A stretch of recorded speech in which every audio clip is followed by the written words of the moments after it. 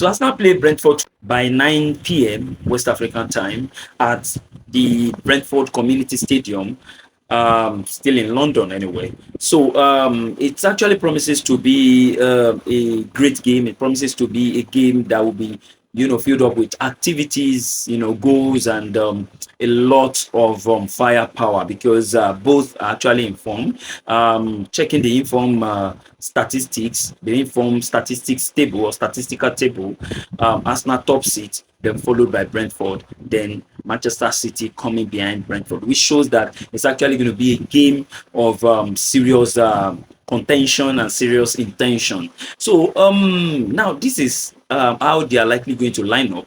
Of course, a whole lot of injuries have ravaged Arsenal recently.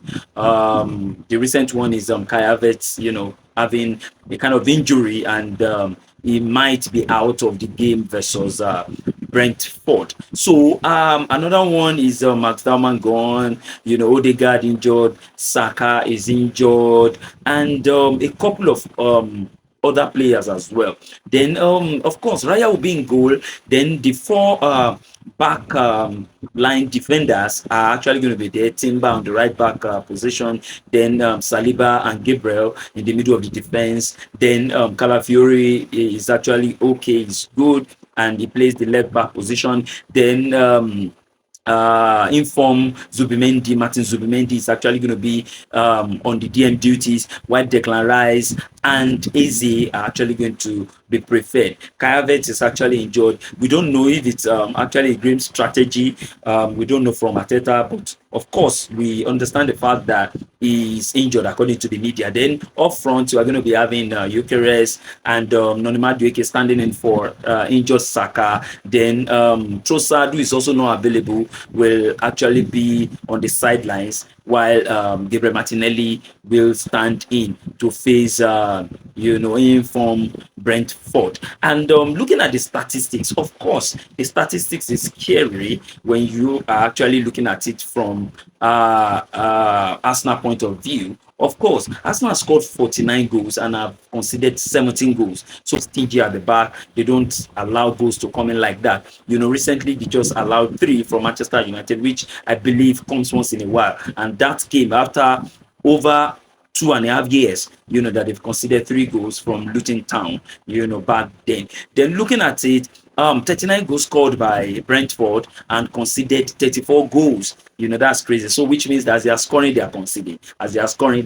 Which means that, one of the loose defense is actually going to be playing against one of the best attack, because after Manchester City with 54 goals, Arsenal has 49 goals, scored, of course. So plus goals difference of 30 plus goals, while compared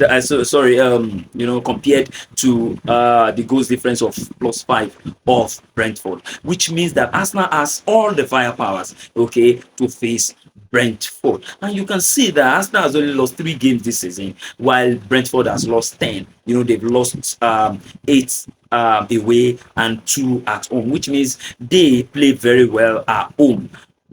And Arsenal is actually going to meeting them at home. Of course, Arsenal have actually done well away as well, but it's a bit tricky, when Arsenal is, going away. And of course, I still give it to Arsenal to carry the day. So that's just a little, statistics, a little review of the match between Brentford and Arsenal on Thursday. But overall, and in summary, I hope Arsenal, beat Brentford, and I believe that Arsenal is likely going to carry the day, and they are going to beat Brentford 3-0.